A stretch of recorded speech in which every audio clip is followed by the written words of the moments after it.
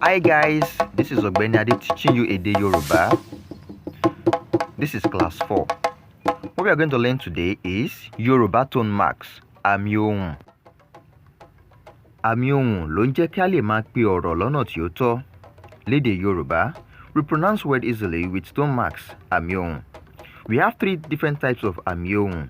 The first one, àmì ohùn òkè. The second one, àmì ohùn àárín. The third one, àmì ohùn ìsàlẹ̀, which is pronounced as do, re, mi, like do, re, mi, re, mi, do. With this, you can read, write, and speak Yoruba language.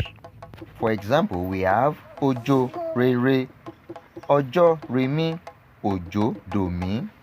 Listen to this class activity and underline the correct tone mark.